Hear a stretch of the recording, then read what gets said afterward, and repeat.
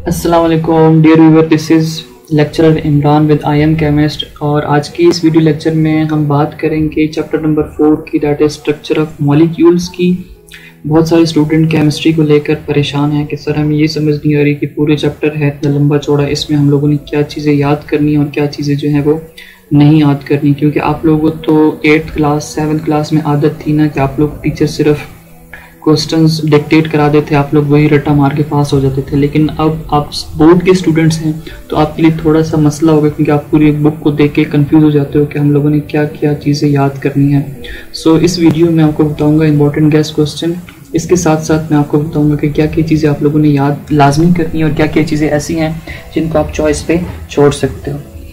और याद रखें कि this video is as per the reduce syllabus that is available on the federal board website. So let's start the video, chapter number 4, that is structure of molecule। इसमें जो पहली चीज़ जो include है course में दैट इज़ केमिकल बॉन्ड के बारे में। Chemical bond जो है वो क्या होता है। सो यहाँ से पेज नंबर दैट इज़ 64, ये आपके पास है केमिकल बॉन्ड। अब केमिकल बॉन्ड में आप लोगों ने जो चीज़ याद करनी है सिर्फ और सिर्फ इतना याद कर लें, some forces of attraction hold atom together in a substance, these forces are called chemical bond। इतना याद कर लें काफ़ी है, इसके अलावा इसमें याद करने की ज़रूरत नहीं है। उसके बाद आपके पास है types of bonds. So types of bond में आपके पास दो ही बॉन्ड्स हैं, ठीक है, आयोनिक बॉन्ड्स और कोवेलेंट बॉन्ड इस पूरे कोर्स में इंक्लूडेड हैं।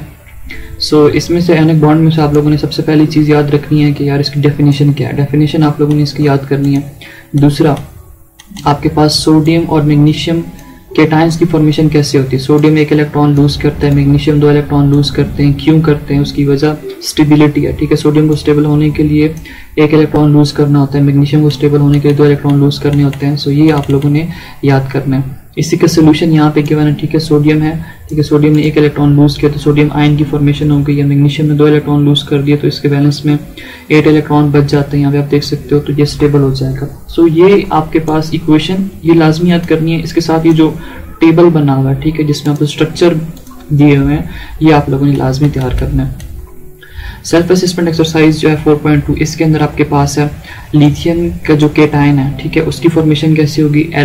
Li+1 केटायन देगा, 1 इलेक्ट्रॉन लूज कर देगा, इसके अंदर जो है ना डुप्लेट कंप्लीट हो जाएगा। एल्यूमिनियम 3 इलेक्ट्रॉन लूज करेगा, Al+ 3 की फॉर्मेशन करेगा। अच्छा, नेक्स्ट आपके पास है पोटाशियम है, पोटाशियम 1 इलेक्ट्रॉन लूज करेगा, ठीक है, K+1 आयन बनेगा। कैल्शियम जो है वैलेंस के 2 इलेक्ट्रॉन लूज कर देगा, कैल्शियम +2 चार्ज आ जाएगा, ठीक है। मतलब ये सारे के सारे केटायन की फॉर्मेशन कर रहे हैं। ऑक्सीजन को 2 इलेक्ट्रॉन चाहिए, ठीक है, अपना ऑक्टेट कंप्लीट करने के लिए, तो ऑक्सीजन के ऊपर 2 नेगेटिव चार्ज आ जाएंगे। फ्लोरीन जो है 1 इलेक्ट्रॉन इसको चाहिए तो 1 इलेक्ट्रॉन गेन करेगा तो आपके पास फ्लोराइड आयन बनेगा, फिर इसका जो है ना ऑक्टेट कंप्लीट हो जाएगा। ये आप लोगों ने सारी कहानियां याद करनी है। ये इसका यहाँ पे देखें सोल्यूशन है। ऑक्सीजन ने कितने इलेक्ट्रॉन गेन किए हैं, 2 इलेक्ट्रॉन। फ्लोरीन ने 1 इलेक्ट्रॉन जो है वो गेन किया है, ठीक है, तब जाके वो स्टेबल होगा। ये सारा जो इसके साथ टेबल है ना, ये आप लोगों ने याद लाजमी करना है। अच्छा, अगर आपको ये समझ आ गई है तो आप ये जो सल्फर, क्लोरीन और ये जितने भी हैं इनका आप स्ट्रक्चर जो है इलेक्ट्रॉन डॉट क्रॉस स्ट्रक्चर भी ड्रॉ कर सकते हैं, ठीक है। तो ये जो स्ट्रक्चर है actually they are known as electron dot and cross structure. So ये आप लोगों ने याद करने हैं शॉर्ट के लिए। अब आयोनिक बॉन्ड सोडियम और क्लोरीन के बीच में कैसे बनता है, सोडियम क्लोराइड और मैग्नीशियम फ्लोराइड कैसे बनते हैं वो आप यहाँ से देख सकते हो, ठीक है। Sodium is a metal, chlorine is non metal, ठीक है। Magnesium is a metal, chlorine is non metal. अब यहाँ पे आप देख सकते हो सोडियम 1 इलेक्ट्रॉन क्लोरीन को दे रहा है, ठीक है। उसके बाद सोडियम आयन की फॉर्मेशन और क्लोराइड आयन की फॉर्मेशन बनने के बाद ये दोनों स्टेबल हो जाते हैं। इसी तरह मैग्नीशियम के पास बैलेंस में 2 इलेक्ट्रॉन्स होते हैं, दोनों इलेक्ट्रॉन लूज कर देता है, एक फ्लोरीन को दे देता है, दूसरी फ्लोरीन को दे देता है, दूसरा इलेक्ट्रॉन जो है वो दूसरी फ्लोरीन को दे देता है, तो आपके पास मैग्नीशियम के ऊपर +2 चार्ज आ जाएगा। दोनों फ्लोरीन अटैच्ड हैं तो हर फ्लोरीन के ऊपर -1 चार्ज आ जाएगा। इस तरह आयोनिक बॉन्ड की फॉर्मेशन होती है, ठीक है। अब मैग्नीशियम और ऑक्सीजन के बीच में क्या होगा, एल्यूमिनियम और क्लोरीन के बीच में। ये सारे आप कॉन्सेप्ट्स हैं। अगर आपको आयोनिक बॉन्ड की समझ आ गई तो आप ये कॉन्सेप्चुअल क्वेश्चन इजीली कर सकते हो, ठीक है। अच्छा, नेक्स्ट आपके पास है कोवेलेंट बॉन्ड। कोवेलेंट बॉन्ड आपके पास इसमें जो चीज़ें आप लोगों ने याद करनी है वो ये है कि इसकी डेफिनेशन ये आपको याद होनी चाहिए कि कोवेलेंट बॉन्ड क्या है, ठीक है, इसकी डेफिनेशन। उसके बाद आपने जो है इसकी टाइप्स याद करनी है। सिंगल कोवेलेंट बॉन्ड कब फॉर्मेशन होगी, डबल कोवेलेंट बॉन्ड की फॉर्मेशन कब होगी। सिंगल के लिए आपने हाइड्रोजन की एग्जांपल याद कर लेनी है, बस ये काफ़ी है।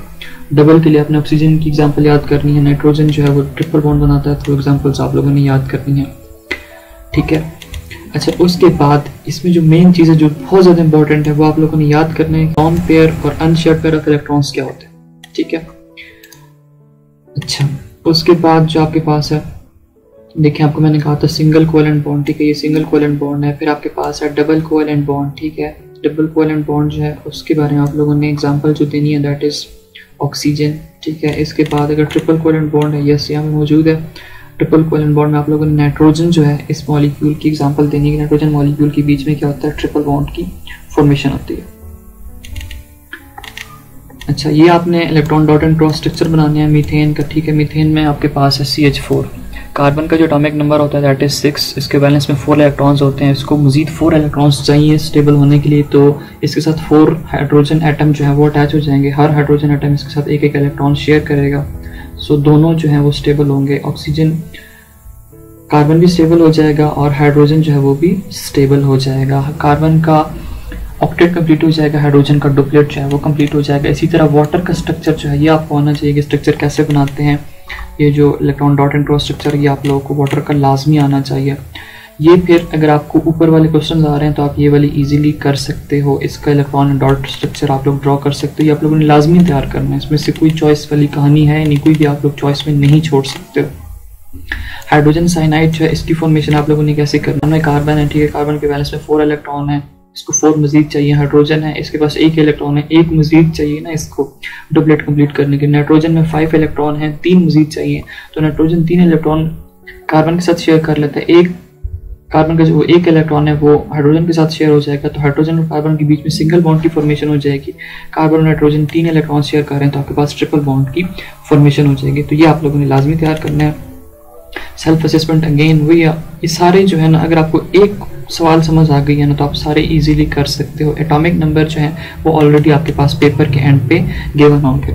इसके बाद इसका जो एक और टॉपिक है, ठीक है, जो कि इम्पोर्टेंट है that is intermolecular forces. Intermolecular forces में जो चीज़ें आप लोगों ने याद करनी है वो ये याद करनी है कि आपके पास नॉन पोलर कोवेलेंट बॉन्ड्स क्या होते हैं, ठीक है। नॉन पोलर कोवेलेंट बॉन्ड्स ये होते हैं कि when two identical atoms share electron pair, both atom exert same force on shared pair, ठीक है। आपके पास फॉर एग्जांपल आप जो बंदा आप मेरी वीडियो देख रहे हो, अगर मैं आप ही की कॉपी बना लूँ और आप दोनों की फाइट करवा दूँ तो कौन जीतेगा? कोई भी नहीं जीतेगा, क्योंकि दोनों की फोर्सेस क्या होंगी, सेम होंगी।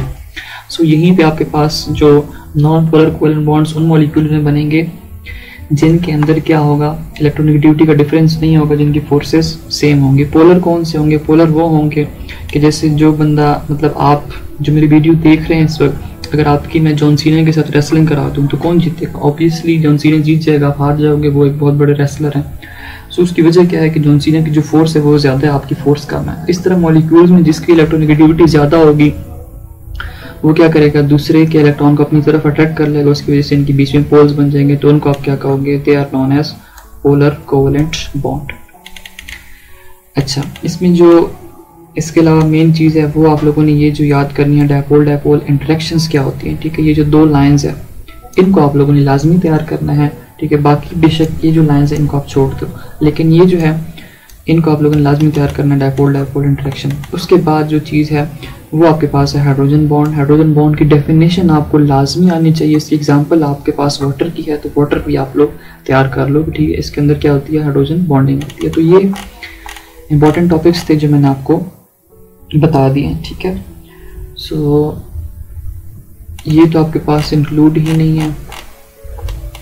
जो मॉडल पेपर था वैसे बोर्ड का, उसके अंदर ये जो है ये गिवन है, ठीक है, conduction of electricity through molten sodium chloride. लेकिन अगर हम कोर्स कंटेंट में से देखते हैं सो सिर्फ और सिर्फ इंटरमोलिकुलर फोर्सेस जो हैं वही गिवन है, बाकी जो है ये गिवन नहीं है, बल्कि इसी का पार्ट ही है, ठीक है। आप लोगों ने इसको लाजमी करना है। देखें, दिस इज 4.4, अगर ये 4.4 है तो ये 4.5 है।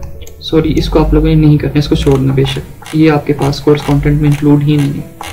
अच्छा, नेक्स्ट इसके आ जाएंगे review questions, short questions BSc के अंदर होते हैं, एमसीक्यूज बीसी के अंदर है, तो एमसीक्यूज तो आप लोगों ने एक भी नहीं छोड़ना बुक का, क्योंकि बहुत सारे जो पेपर मैं देख रहा हूँ लास्ट जो 10th के हुए हैं, सेकंड ईयर के हो गए हैं, तो उसमें से बहुत सारे एमसीक्यूज जो हैं वो एक्सरसाइज में से ही देख रहे हैं। अच्छा, अब इसके जो शॉर्ट क्वेश्चन हैं, ऑक्टेट और डुप्लेट रूल्स क्या होते हैं ये आप लोगों ने तैयार करना है, ठीक है।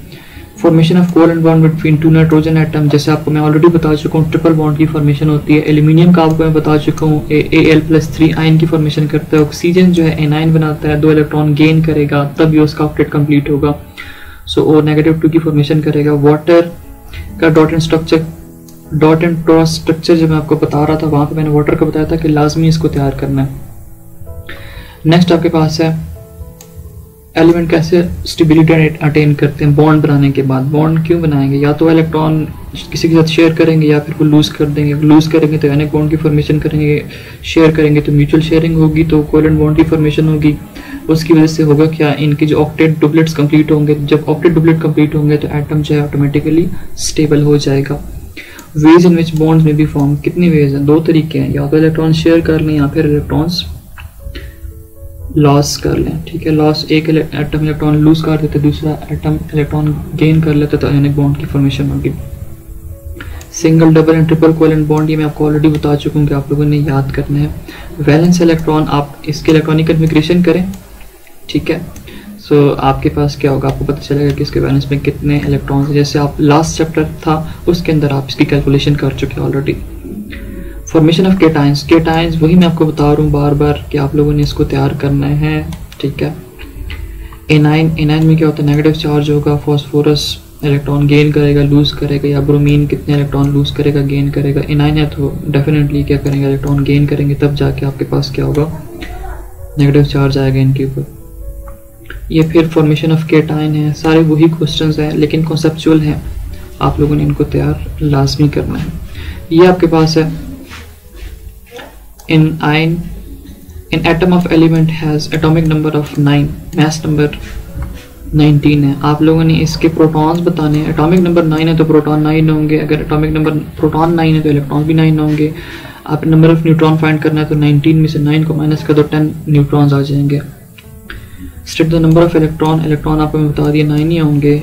Show with the formation of ions, अब आयन कैसे बनाएगा, ठीक है। इसका एटॉमिक नंबर 9 है, इसका मतलब फ्लोरीन की बात हो रही है। फ्लोरीन क्या करेगा, एक इलेक्ट्रॉन गेन करेगा तब जाके आपके पास क्या बनेगा, फ्लोराइड आयन की फॉर्मेशन करेगा। एडहेसिव याद करने की जरूरत नहीं है। इंपॉर्टेंस ऑफ ग्लूज ये भी जरूरत नहीं है इसकी। सो व्यूअर्स ये थे इस पूरे चैप्टर के important MCQs point of view से मैंने आपको बता दिए। इसके बाद मैंने आपको ये बताया कि क्या क्या चीज़ें याद करनी है, क्या आप लोगों ने छोड़ देना है। सो अगर आपको वीडियो अच्छी लगी तो इससे जो नेक्स्ट वीडियो होगी उसमें हम लोग डिस्कस करेंगे physical state of matter, that is chapter number 5। उसके आपको मैं इंपॉर्टेंट क्वेश्चंस बताऊंगा क्या क्या चीज़ें आप लोगों ने याद करनी है। Thanks for watching.